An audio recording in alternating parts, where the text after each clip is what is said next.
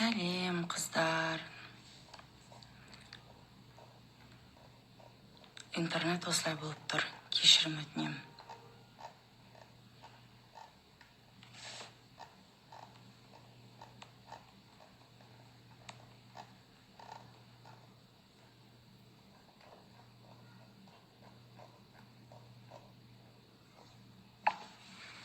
Менің кінәм емес. Мынау біздің үйдің интернеті. Алғыс медитациясын қатты күтіп жатыр екенсіздер ғой сіздер.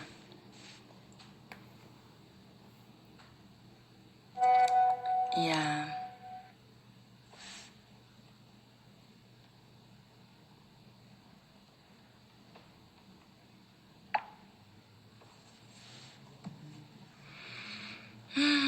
Қатып тұр дейді. Қатқаннан бұрын өшіп қалып жатыр ғой. Былай істейікші, мен сақтаймын. Сақтауға тырысамын. Ары қарай бастай берейік. Мен сіздерменен байланыста боламын, сондықтан сұрақ қоймай-ақ қойыңыздар. Жалпы алғыс айту, благо сөзі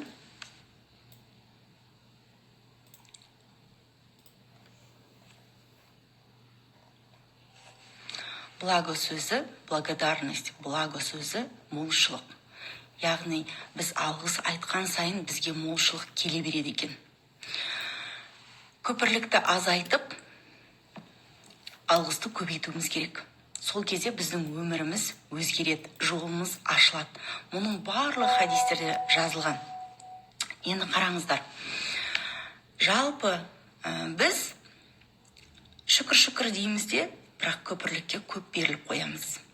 Көпірлік дегенде көбінде ойлайды елдер біреуді ренжіту ғана деп. Жоқ, салыстыру да кіреді. Жақында мен осы көпірлік туралы өзіміздің Зейнеп апамыздың да бір кітабын, бабалар аманатын оқып шықтым. Сол жерде мына біздің салт дәстүрімізді де мойындамауымыз мұның өзі көпірлік екен. Ой, ол ескілік қой. Ой, ол өтіп кеткен ғой деп біз кейде айтып жатамыз, иә. Қойшы соны, оны қайталамай қояйық. Осының өзі көпірлік екен. Жақсылап түсіндіріп берген Зейнеп апамыз. Сол кезде менің өзімде инсайт ашылды. Мынау күнделікті біз былай көпірлік келтіреміз. Мына шай ыстық, мына шай суық, мына нан қат қалған, мына нан дәмді емес, мына тамақ суып қалған. Ауа райына қараймыз да, далада суық, далада ыстық, ештеме жақпайды бізге. Біресе ананы ұнатпаймыз, біресе мынаны ұнатпаймыз. Әйтеуір толып жатқан проблема бізде. Ол проблеманың бәрін өзіміз тартып отырамыз. Өзіміз білмейміз. Жолымызды жауып жатқанымызды, аяқтан шалып жатқанымызды, иә. Елдің баласы бала, менің балам бәле. Елдің күйеу, менің күйеуім жүрген алқаш. Сен ештеңе істемейсің, дұрыс жасамайсың. Елдің енесі ене, елдердің абысымен тату, мен абысымен тату емеспін, бір жүрген оңбаған. Маған бір дені дұрыс еркектер кездеспейді, өңкей қызғаншақ, өңкей жадный деп жазады маған біреулер, иә. Осылай біз барлығын бағалаймыз да. Бағалаймыз, салыстырамыз, көршінің баласы біздікінен жақсы, көршінің күйеуі біздікінен дұрыстау, көршінің алмасы да бізге қарағанда қызылдау. Осылай бәрін салыстырып, біз көпірлікке кетіп бара жатқанымызды білмейміз. Тіпті өзімізді аламыздағыны өзге біреумен салыстырамыз. Шашым онша емес, түрім онша емес, аяғым қисық, анау жер маңдай, мына жер мындай. Мұның бәрін сіздер білесіздер ме, қыздар, не екен? Айналып келгенде мұның барлығы сіздерге кәдімгі салыстыру арқылы көпірлікті береміз. Көпірлік, күнделікті. Әркімді біреумен салыстыру, адамдарды бір-бірменен салыстыру. Мектепке барсақ ұстаз жаман, ауруханаға барсақ врач жаман. Ан жерде анау жаман, мен жерде мынау жаман. Әйтеуір бірдеңе тауып аламыз да. Тырнақтың астынан кіріздеу дейді ғой негізінен қазақтар. Бірақ соны біз айтамыз, бірақ соны біз өзімізде жасап жүреміз. Күнделікті. Дұрыс қарсы алмады, дұрыс шай бермеді, ананы айтпады, мынаны айтпады. әйтеуір бірдеңе біздің көңілімізге жақпайды әйелдердің. Сондай-ақ күйеуімізге жаңа бір 40 жыл бұрын өтіп кеткен, 20 жыл бұрын өтіп кеткен бір проблемаларды бұламық қылып, оның үстіне тұздық қосып, оны одан сайын мусор қылып, оның үстіне жағамыз, өзіміздің үстімізге жағамыз, әйтеуір бітпейтін проблема. Баяғыда бір екі монах шіркеуден шығып өзен жағасына келе жатыр екен. Монақты білесіздер, олар тіпті әйелдерге жоламайды. Таиландта көрген, менімен бірге суретке де түспей қойған. Сол екі монах кетіп бара жатса, өзеннің бойында бір әдемі қыз тұр екен, сұлу қыз. Сосын бір монах екеуі бір-біріне қарайды, жанынан өтіп бара жатқанда ана қыз, әдемі қыз айтады: мен ағалар, мен дұрыс киініп алып едім, тойға бара жатыр едім. Енді киімімді шеше алмаймын, және өзеннен де өте алмаймын. Мен өткізіп жібересіздер ма дейді. Сол кезде бір монах оңай көтеріп жаңағы қызды өзеннің арғы бетіне өткізеді. Екіншісі қарап тұрады. Сосын екеуі қайтадан қайтып, өздерінің шіркеуіне қайтып келген кезде екінші монах айтады: сіз дұрыс істедіңіз ба? Бізге әйелдерге жолауға болмайды. Ал сіз жаңа қызды көтердіңіз дейді. Сонда ана монах айтқан екен: мен ол қызды сол жағалауда тастап кеткем, ал сен оны осы шіркеуге дейін көтеріп келіпсің ғой деп. Сол сияқты біз көбіне баяғыда өтіп кеткен проблемаларды миымызға сақтап аламыз, оны тұздықтаймыз, оның үстіне тағы мусор жалғаймыз, мусордың үстіне мусор, аяғында айналып келгенде не болады? Бұламық болады. Ми бұламық, түйсік бұламық.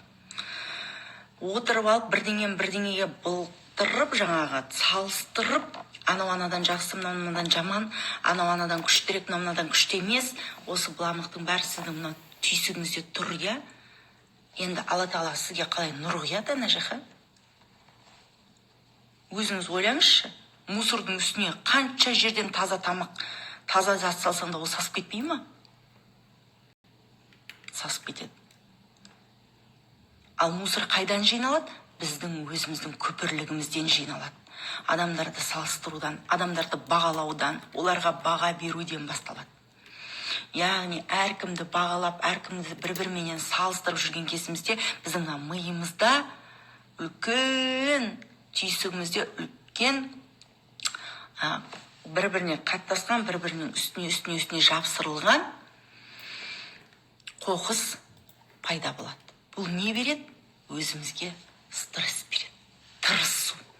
Қазір байқасаңыздар, өте көп ДЦП балалар өмірге келіп жатыр, өте көп. ДЦП бұл тырысу, тырыс қалады денесі, баланың, немесе эпилепсия, ол да тырысу. Ол бала өмірге келген кезде Алла Тағала оны тап-таза етіп жаратты. Айналып келген кезде біз ішімізде жүргенде анаған бір тырысып, наған бір тырысып, өзіміз өмірге сау ұрпақ әкеле алмайды екенбіз, аналар. Ол сіздерге де қатысты емес, өзіме де қатысты. Мен тура сонда болғам. Кезінде Турцияға демалуға барғам. Өте жақсы отель. Меніңше мен сол отельге көп ақша төлеп қойғандай болып көріндім. Сол ақшаға татымайтындай жыным ұстап, ана жерін бір шұқылап бірдеңе табам, мына жерін шұқылап бірдеңе табам. Табасың ғой, шұқыланған адам міндетті түрде бірдеңе табады. Аяғында айналып келгенде 7 күн демалдым, 3 күн реанимацияда баламменен жаттым. Балам ауырып қалды.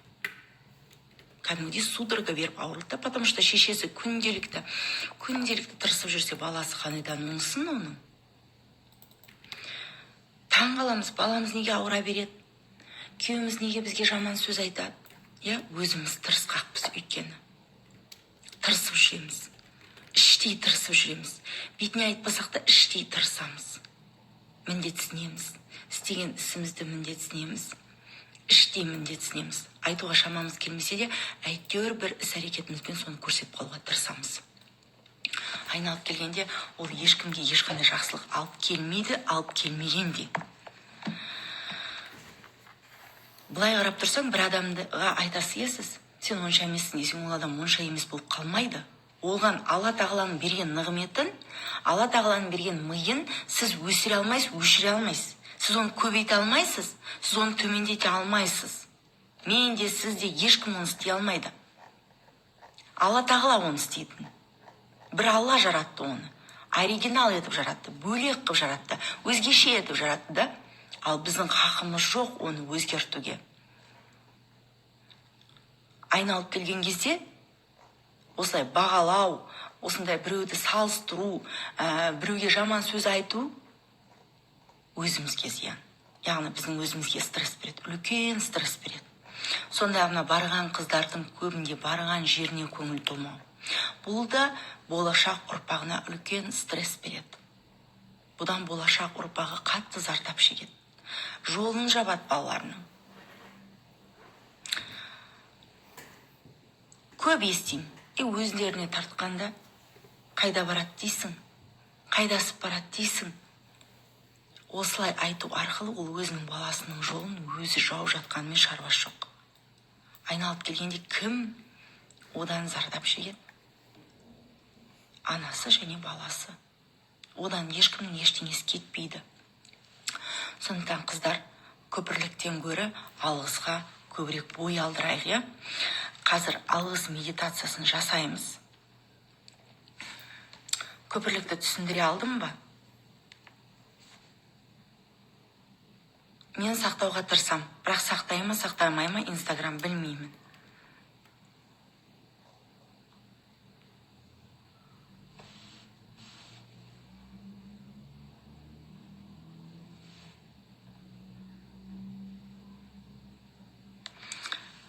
Көпірлікті түсіндіре алдым ғой, сіздерге?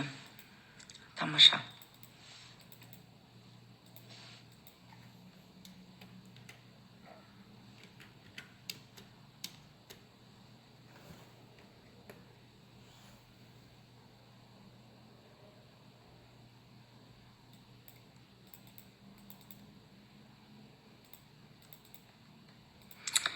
Сонымен көпірлік бар ма бойларыңызда? Салыстыру, көңіл толмаушылық бар ма, қыздар?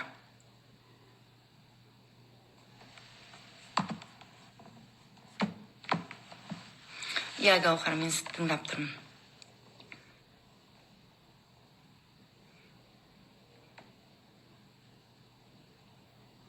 Бар, әрине дейді.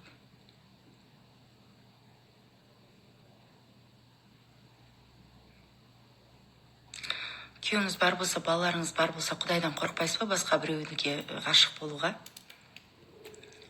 Ол зинақорлық қой. Әрине толып жатыр ғой. Енді біз осыны не істеуіміз керек? Ауыстыруымыз керек. Мән бермеппіз ғой бұрын. Күнде көп қателесеміз. Ал сол кішкентай қателіктердің біздің өмірімізге үлкен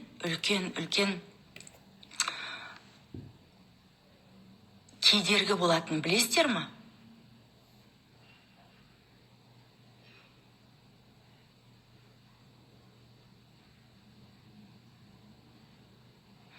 Үлкен кедергілер алып келеді. Түсінген ойлаймыз, неге менің жолым болмайды? Неге мен өзіме, немен айналысатынды білмеймін?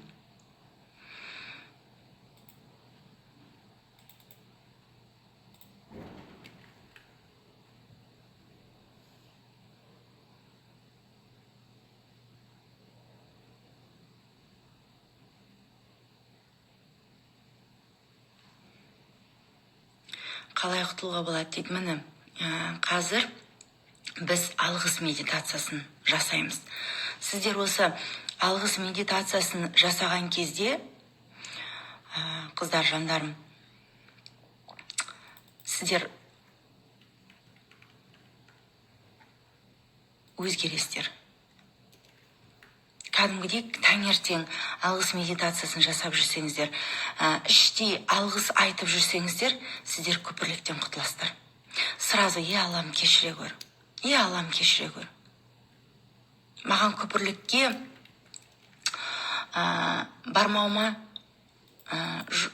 көпірлікке баруыма жол берме деп Алладан тілейміз.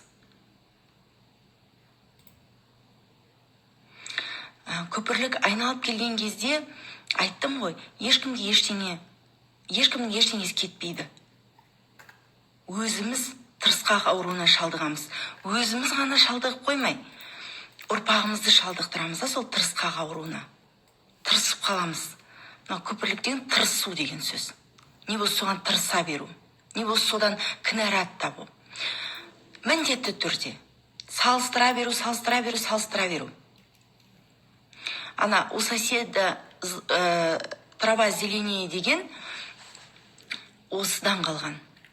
Тек танудан сабақ өткіземін, жазылыңыздар қыздар тек тануға. Қазір алғыспенен шүкіршілік. Алғыс пен шүкіршілік ол бір ғой. Шүкір айтып, алғыс. Шүкір, алғыс. Бұл екеуі бір-бірінен бөлінбейді, қыздар. Мүлдем бөлінбейді, жаным. Болады, тек тану сабақ осымен соңғы рет өткізетін шығармын.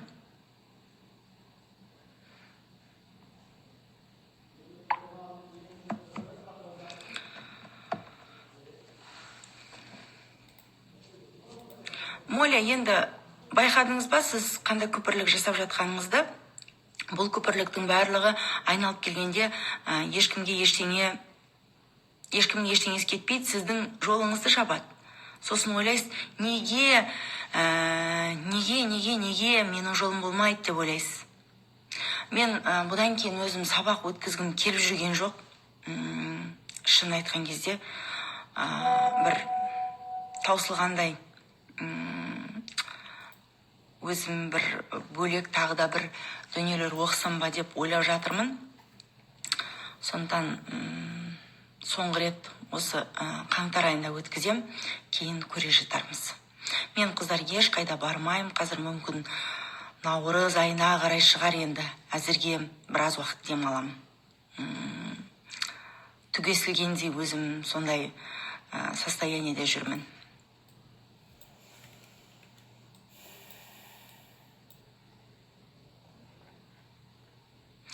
Мүмкін өткізіп те қалатын шығармын, бірақ білмеймін. Бүйтесіздер, қыздар. Есік ашама, рахмет. Тамақ қоям алдыңызға, рахмет. Алғыс. Ұнасын, ұнамасын кезінде тамақ болмаған кезде де естеріңізге алып қойыңыздар. Адамдарға ешнәрсе еш уақытта жақпайды да. Біздің қазақ Абайды да аямаған. Мен содан айтам да, пайғамбарымыз ғалейкуссалам Мұхаммед пайғамбардың өзін аямаған адамдар. Пайғамбарларды да аямаған. Сондықтан мынау біз табиғатта көбінде жаңа Зейнеп Ахметованың жазған жазбаларынан оқыдым да, біздің момышыл атамыз айтқан екен. Адамнан артық жауыз жоқ. Біз жыланнан қорқады адамдар дейді да. Жылан адамнан қорқады дейді. Оның не аяғы жоқ, не қолы жоқ дейді. Алла тағала оған қорғансын деп тіс берген, тісіне усап берген дейді да.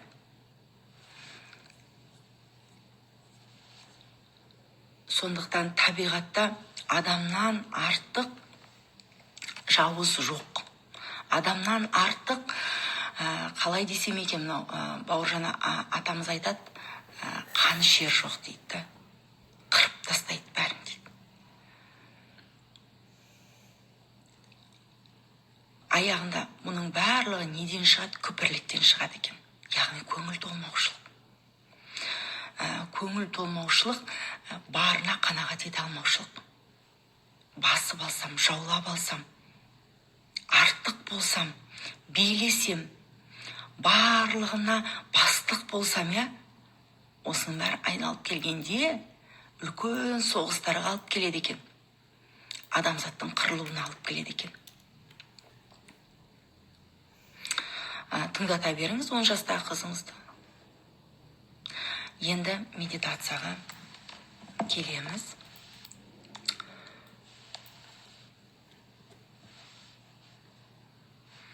Медитацияны не үшін керек екенін мен сіздерге қазір айтамын.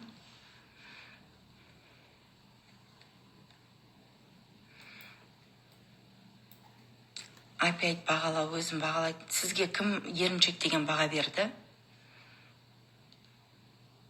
Өзіңізге өзіңіз баға беріп жатсыз ба?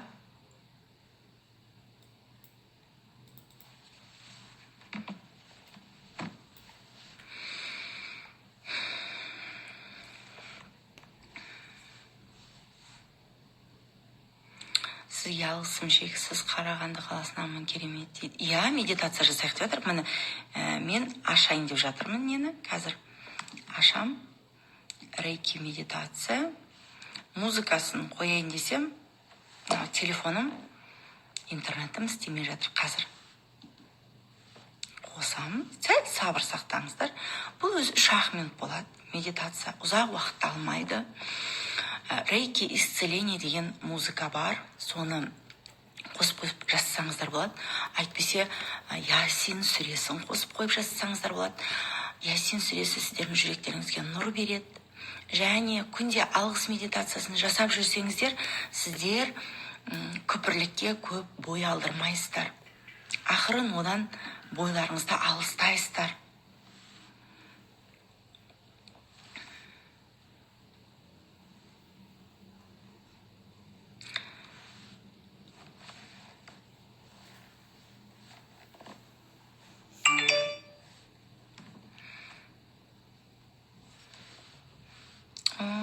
Ашылмайды. Сақтауға тырысам, қыздар. Сақтауға тырысам. Қыздар, медитацияны күнде жасаңыздар. Сіздер күнде күпірлік жасайсыздар ғой, иә? Бірақ біз не намаз оқымыз келмейді, не рейки жасағымыз келмейді, медитация жасағымыз келмейді. Мұны бәрі айналып келгенде, сіздің... Все, ашылды. Бәріміздің ниетіміз дұрыс екен. Мына басымыздағы түйсік. Жаңа айттым, қоқыс. Көпірлік барлығы қоқыс. Қоқыс жинала береді, қаттала береді, иә? Қатып қалғанда түйсіктегі мусор. Оған қалай нұр сәуле келеді? Алла тағаладан, егер ол қатып қалған мусор болса. Оның үстіне қанша жерден сіз таза зат салсаңыз да, ол шірейді, сасиды. Сондықтан алғыс айту арқылы, намаз оқу арқылы, медитация жасау арқылы біз осы басымыздағы сасып кеткен нәрсені тазалаймыз. Түйсігіміздегі сасық дүниені ақырындап босатамыз. Сол арқылы біздің жүрегімізге де нұр келеді. Жүрегімізге нұр келген кезде аузымыздан жақсы сөз шығады, құлағымыз дұрыс дүниені естиді, көзіміз әдемі дүниені көреді, салыстырмайды, бағаламайды. Сол кезде біздің басымызға Алла тағаладан сәуле құйылады. Сіз нақты қайда бара жатқаныңызды, не істеп жүргеніңізді түсінетін боласыз. Және сізге не істеу керек екенін түсінетін боласыз. Ал кеттік, рейки жасаймыз. Қазір мен бір әдемі бабочкалар қойып қояйын. Рейки деп медитация жасаймыз. Қандай әдемі. Красота. Алғыс медитациясын көздеріңізді жұмып жасасаңыздар, тіпті жақсы. Жұмбасаңыздар да болады. Мұны өз сөздеріңізбен жазуға болады. Менің сөздеріммен айтуға болады. Жазып алыңыздар. Жазып алып отчет берсеңіздер, тіпті жақсы. Мен қуанар едім, бекерден бекер жасап отқан жоқпын ғой, иә? Медитацияның адамның санасына, ақыл ойына, денсаулығына әсері орасан зор, қыздар. Әдетте осы медитация жасап жүретіндердің көңіл күйі көтеріңкі, денсаулықтары мықты болып келеді. Төзімді, сабырлы болады. Шүкіршілікке бейім болады. Күпірліктен гөрі шүкіршілікті көп жасайтын болады. Бұл құлшылық емес, намаздан бөлек, бұл бар болғаны өзіңіздің ішіңізге үңіліп, айттым ғой, санаңызды нұрға бөлеу, жүрегіңізді нұрға бөлеу, сәулеге бөлеу болып табылады. Құлаққаппен жазсаңыздар тіпті жақсы. Өйткені алғыс медитациясы бұл ең маңызды медитацияның бірі. Енді орындап көрейік.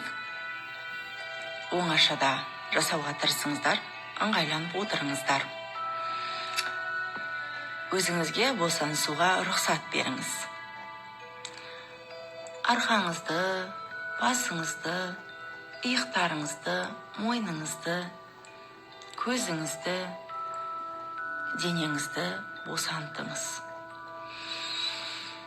Терең дем алыңыз. Ауаны ішке тартып, сосын қайтадан шығарыңыз. Ауаны ішке тартып, қайтадан шығарыңыз.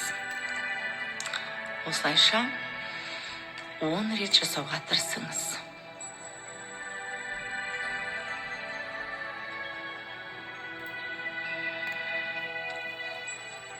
Бүгін болған барлық проблемаларды ұмытыңыз. Оқиға, сізге кім не айтты, бәрін ұмытыңыз. Теңізге қарай жүріп келе жатқаныңызды елестетіңіз. Жан жағыңыз пальма, жаныңызда тау, жасыл желек, ал сіз ақырындап жалаң аяқ әппақ құмды басып келесіз.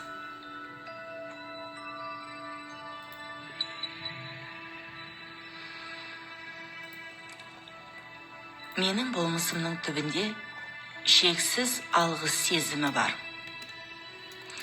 Қазір сол сезімнің жүрегімді толтыруына рұқсат беремін. Шексіз алғыс сезімі жүрегімді, ойымды, бойымды, тәнімді, жанымды толтырсын. Бойым алғысқа тұнып тұр. Бойымнан алғыс сәулесі жан жағыма шашырап, айналамды нұрға бөлей бастады. Өмірімде алғыс айтуға тұрарлық жағдай көбейе түсуде. Алғыс айтқан сайын, жан жағыма алғыспен қараған сайын, молшылық пен жақсылық, байлық, береке, бақыт пен шаттыққа дүние толы екеніне көзім жете түсуде. О Алла, осы дүниеге мұсылман болып келгеніме шүкір.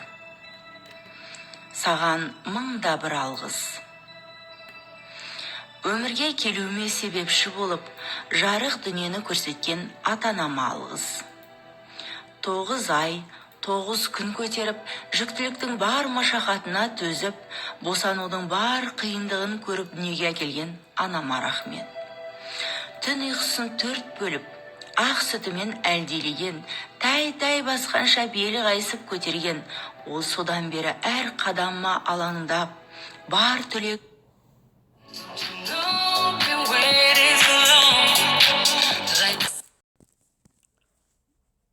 Кабинеттемін.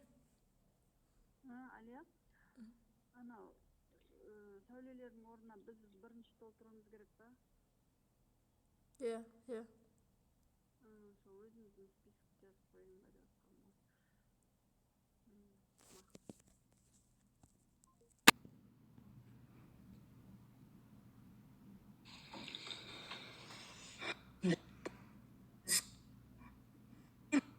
Жаныма жалау болып,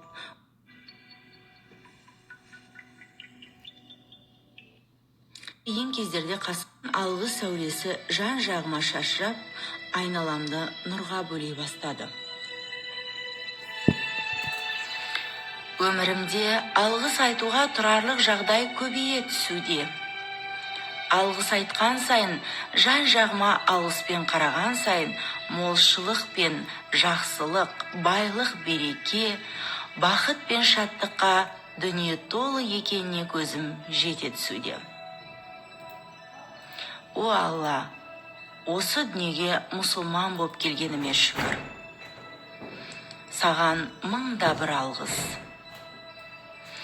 Өмірге келуіме себепші болып, жарық дүниені көрсеткен ата-анама алғыс. 9 ай, 9 күн көтеріп, жүктіліктің бар машақатына төзіп, босанудың бар қиындығын көріп дүниеге әкелген анама рахмет. Түн ұйқысын 4 бөліп, ақ сүтімен әлдилеген, тай-тай басқанша белі қайысып көтерген, ол содан бері әр қадамыма алаңдап, бар түлегі үстімде болған асыл анама мыңда бір алғыс. Әкетайым, қандай болсаң да, кейде мен қалағандай бола алмасаң да, кейде қатал болсаң да, кейде бос болсаң да, менің әкем болғаның үшін, өмір бергенің үшін мың алғыс. Менің ата тегім, бабаларым, аналарым, ұрпақтан ұрпақ жалғап, маған дейін өмір тасқынын тоқтатпағандарың үшін, қаның мен тегіңді жеткізгенің үшін алғыс. Бауырларым менің, бұл дүниедегі менің ең жақын, ең ыстық, ең жаңашыр тәтті бауырларым. Бар болғандарың үшін алғыс. Сендерді шексіз жақсы көрем. жүрегіме махаббат құйғандарың үшін, шынайы жанашырлық, қимастық, жақсы көру сезімін құйғандарың үшін алғыс. Арамызда қандай жағдай болса да, біз бір туған боп қаламыз. Сол үшін сендерге мың алғыс. Өмірімде кездескен, жақсылық жасаған, жамандық жасаған, сабақ берген әрбір адамға алғыс айтам. Мен сендер арқылы тәжірибе жинадым, сабақ алдым. Біз тегін кездеспедік. Әркімнің өмірімде өз орны, өз рөлі болды. Өмір жолында кездескендерің үшін барлығыңа алғыс айтам.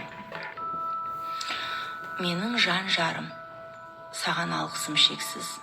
Жаныма жалау болып, өмірімді толтырғаның үшін, арқа сүйерім болғаның үшін, қиын кездерде қасымда табылғаның үшін, достан да, туыстан да, жақыннан да артық жақын болғаның үшін.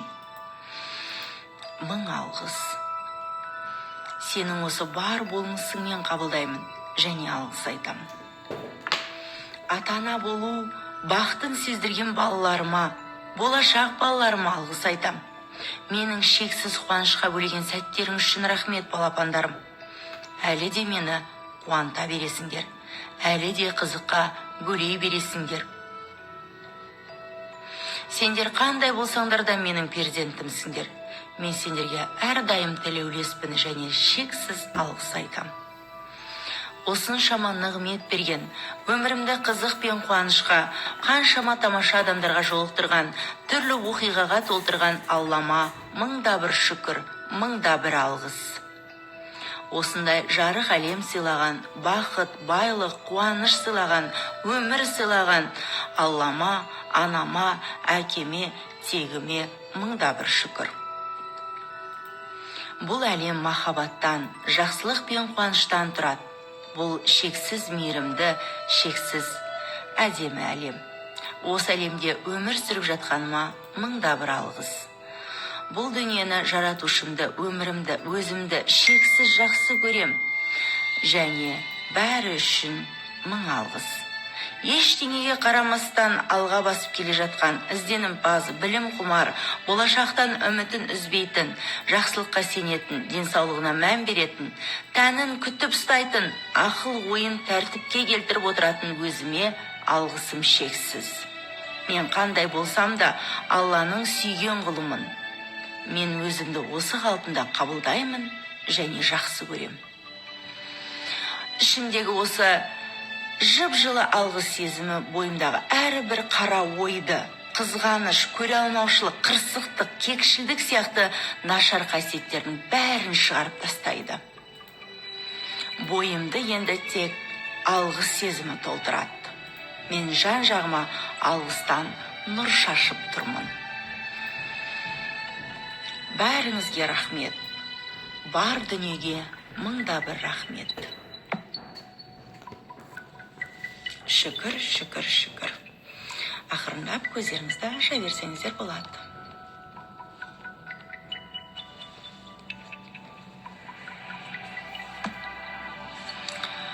Рейки мені мындай.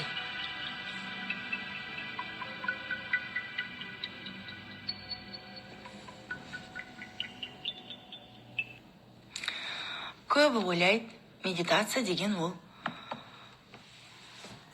бір ерекше күйге түсу деп ойлайды. Кейде түсесіз, кейде түспейсіз. Әр кезде әрқалай сезім болады.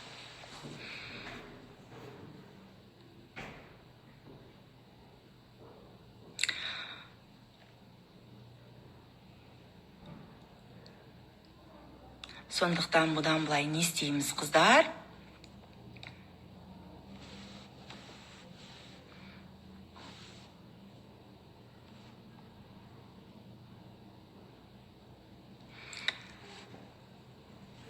Көпірлікті ысырып, алғысты арттырамыз, я? Жазып алыңыздар. Көпірлікті ысырып, алғысты арттырамыз.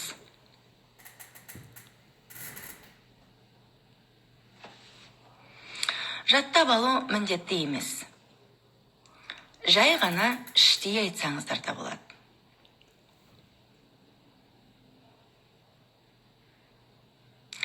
Иә, біреуден көзіне жас шығуы мүмкін. Әркімге әрқалай.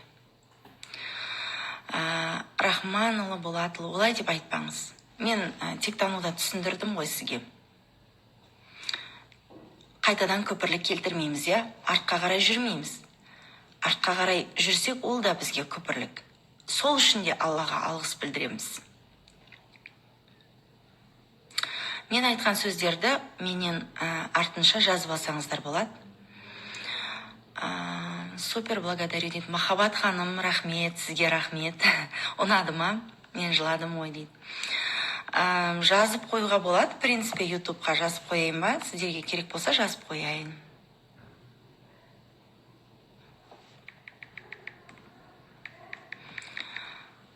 Қыздар, жазыңыздаршы.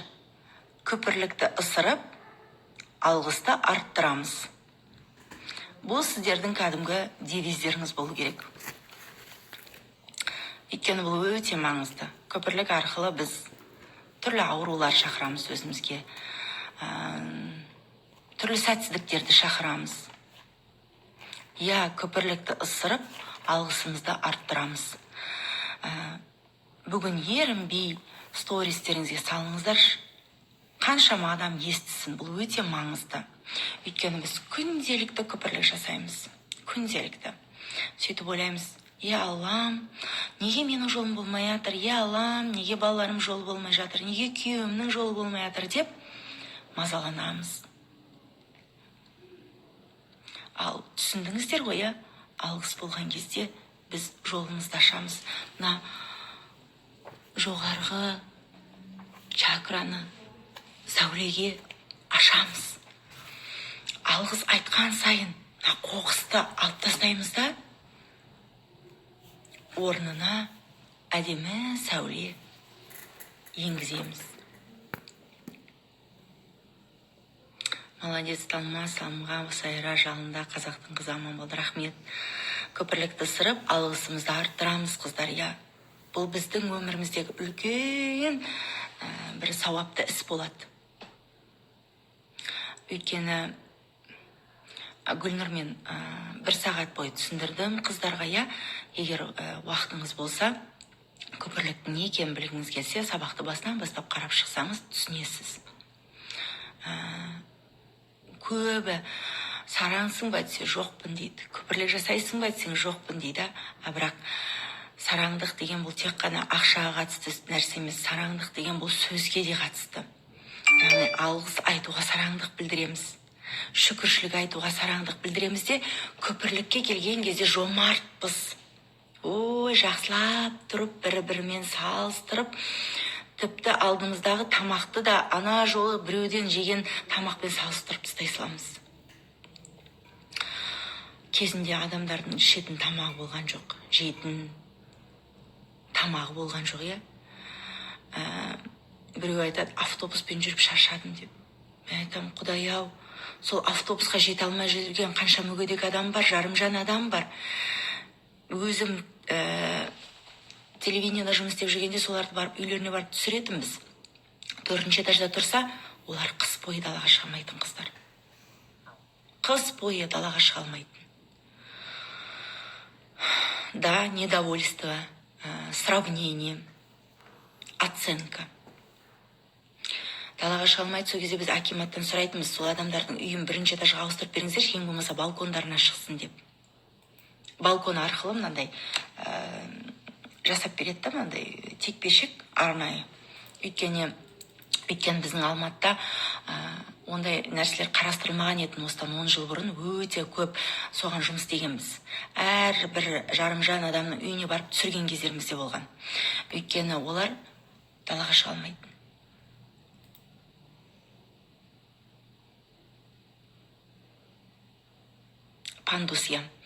Пандустар жоқ етін. Ал жаңа қыз айтады, мен күнде автобуспен жүріп шаршадым дейді. Я машину хочу дейді да, маған солай жазған. Не істеймін? Қандай аффирмация айтам деп. Мен айтам, мына сөзбенен қанша аффирмация айтсаң да уже ол жұмыс істемейді. Бірінші сол аяқ қолыңа рахмет айтсаңшы, жаным. Сол жүріп бара алатыныңа рахмет айт, алғыс білдір Алла Тағалаға. шүкіршілік білдір. Қаншама адам автобусқа міне алмай отыр. Сен солай істемесең, саған қалай Алла тағала мәшине береді? 2 аяғыңа да рахмет айтып отқан жоқсың. Ең қымбат дүние.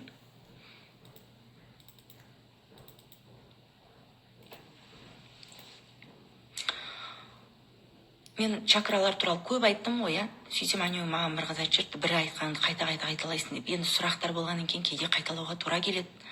Амал жоқ. Шүкір, алғыс. Көпірлікті ысырып, алғысымызды арттырамыз. Салыстыру, біреуді біреумен салыстыру, кикілжіңге бару, мұның барлығы көпірлік. Медитация есіңізге түскен кезде прям отыра қалып, бір екеді қойып қоясыз да, бір босай қалдыңыз ба? Ішіңізден шүкір, алғыс. Осы тамағыма, ішіп жүрген тамағыма, ауаға. Ойлаңызшы, қазір далада бомба жарылып жатса, сіз қандай ауа жұтар едіңіз?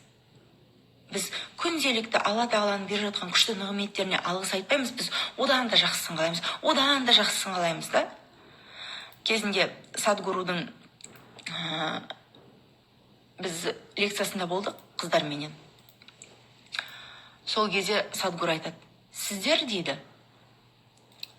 баяғы 19 ғасырдағы патшалардан артық өмір сүресіздер дейді. Керемет өмір сүресіздер дейді. Олардың үйінде ыстық су келіп тұрмайтын дейді. Сіздерге келіп тұр дейді. Олар мынандай жарық энергияны көрген жоқ дейді. Сіздер көріп жатсыздар дейді. Сіздер сияқты автомобиль олар мінген жоқ дейді да. Lexus, Range Rover, қандай болса да дейді да. Тіпті ең жама Запорожец те олар мінген жоқ дейді да. Олар күймемен жүрді дейді. Сіздер сол кездегі патшалардан артық өмір сүре тұра, еш уақытта риза емессіздер. Оны мен неден байқадым дейді. Балконда отырмын дейді Мәскеуде. Адамдар керемет көліктердің ішінде отыр, бірақ қабақтары шытулы дейді. Бәрінің қабағы шытулы дейді.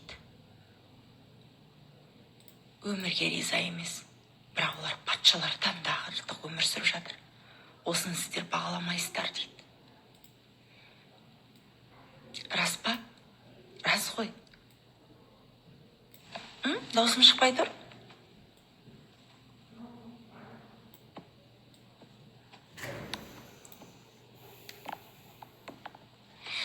Даусым бар ма?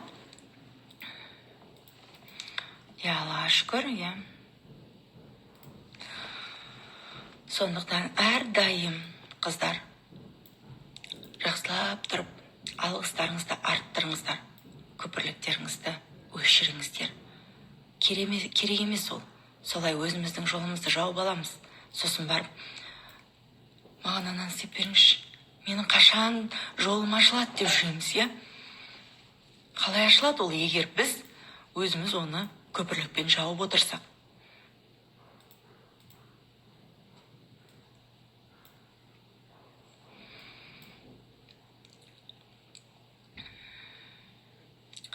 Жақында бір қызық жағдай болды. Оны әнеугінде айтқам, тікелей эфирде.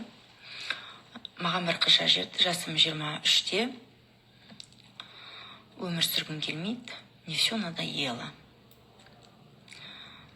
Жазып жатырмын, аяқ қолың сау ма, андай ма, мындай ма? Да, саумын. Но я не хочу жить, у меня нет желания жить. Енді мен ол қызбен сөйлесіп жатырмын, бірақ енді аяуға болмайды дейді ғой, Алла аясын дейді. Барынша көмек беруге тырысып жатырмын. Сосын мен айттым, сіз осындай сабақтарға қатысыңызшы, жаным. Мен сізбенен ғана осылай дайректте сөйлесе алмаймын. Мен уақытым жетпейді. Ренжімесеңіз, сіз сабаққа қатысыңызшы десем, сіздерде бәрі ақылы, андай-мындай деп маған жаман сөз айтса, сосын барып, жарайды, жақсы, сау болыңыз деп біз екеуміз қоштастық, иә. Сол күні мен емнен шықтым, и мені машинада отырған бір бала қолым бұлғайды.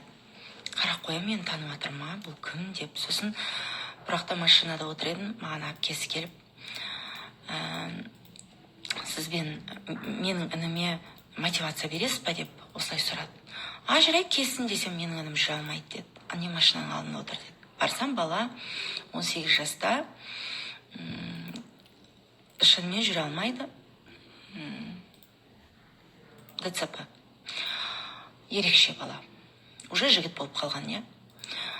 Енді ана жігіттің өмірге деген құлшынысын көріп таң қалдым ғой. Мен журналист болғым келеді. Мен адамдарға мотивация бергім келеді. Мен психолог болғым келеді дейді ана балашы. Маған болсам бола ма психолог? Мен ол үшін қай жерде оқуым керек? Не істесем болады? Мен телевидение практикаға барғым келеді депші. Енді мен жылай жаздадым. Әрең өзімді ұстап тұрмын да. Енді қараңыздаршы. Біреуіміз сап-сауымыз да. Шүкіршілік айта алмаймыз. Бірдеңе десе, сол адамнан кінә іздейміз да.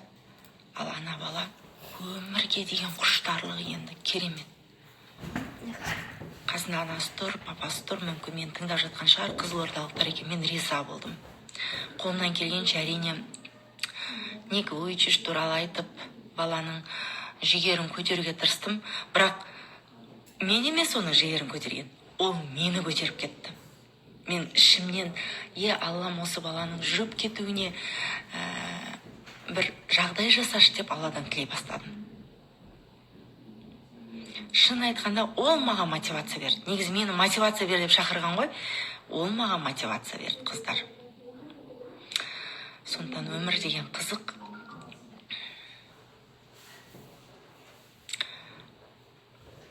Біз деген көпіршілік жасамайықшы, зиянымызды ешкімге келтірмейікші, одан да алғыс айтып жүрейікші. Неміз кетті шай суып қалса, ештеңе қылмайды. Суық болса да ештеңе қылмайды. Ризашылық білдірек сол үшін, сол суық шай үшін. Ештеңе етпейді.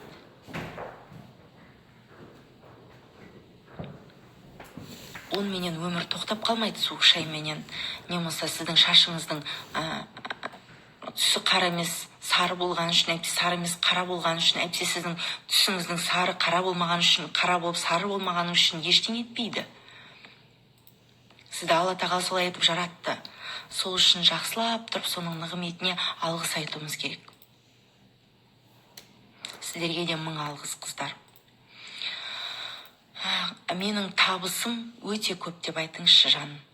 Табысыңыз көп болса, сізде ешқандай да қарыз болмайды. Өмір тамаша.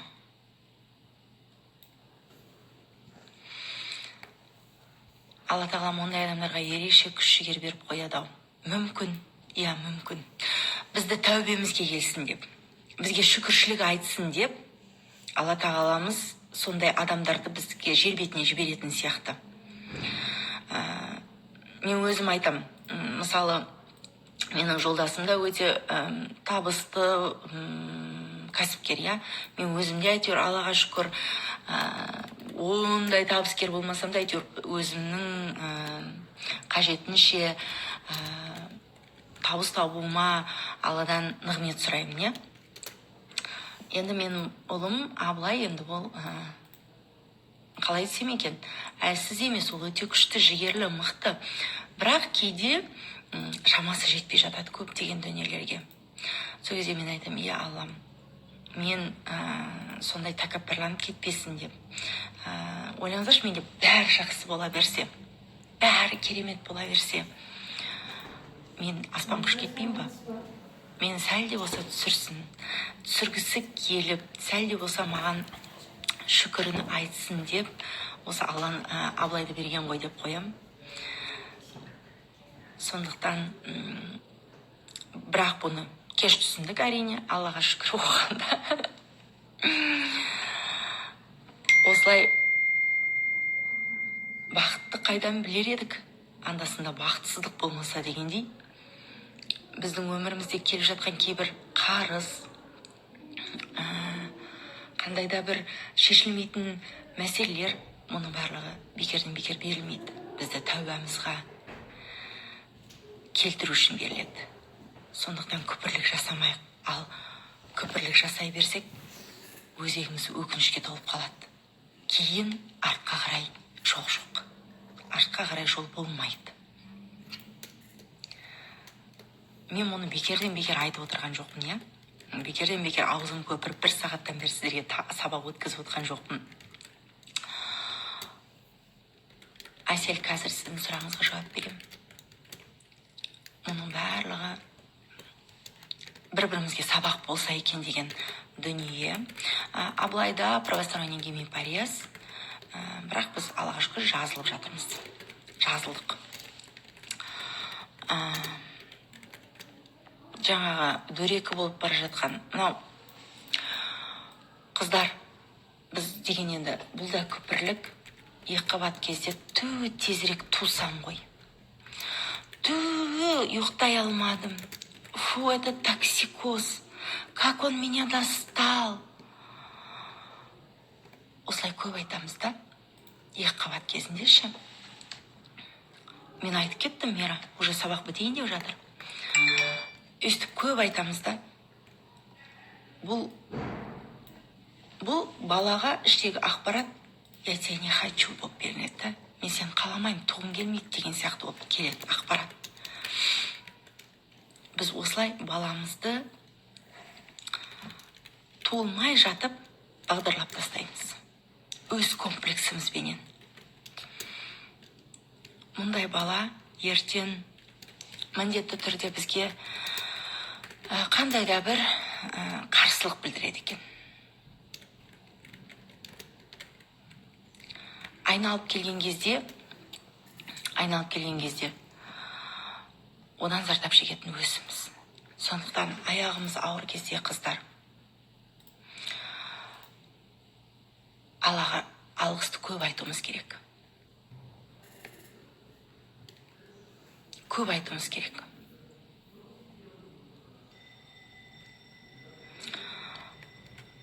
Алғыс егер біз айтпайтын болса, онда біз баланы қаламайтындай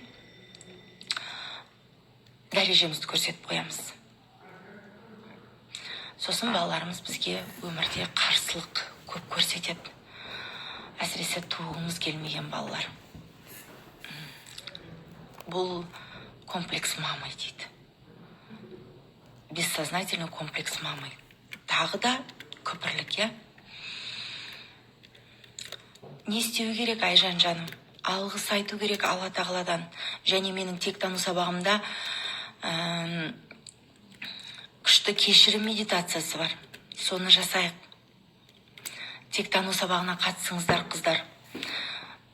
Қаншама адам қатысып, риза болып жатыр ғой.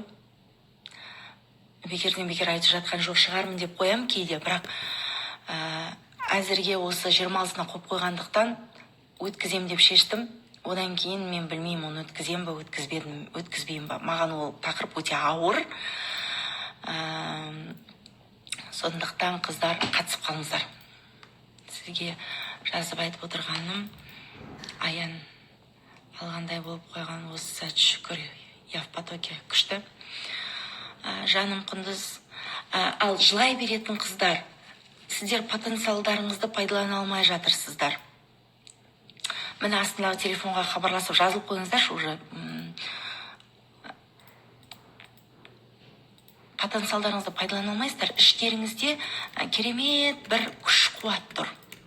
Сол күш-қуат сіздерді булықтырып жатыр. Не десеңіз, балақ деген сөз шықты. Аллаға сансыз шүкір. О, тамаша. Я намаз оқу арқылы да келуге болады. Бірақ маған намаз оқып жүрген қыздарда осыны қатты көп сұрады.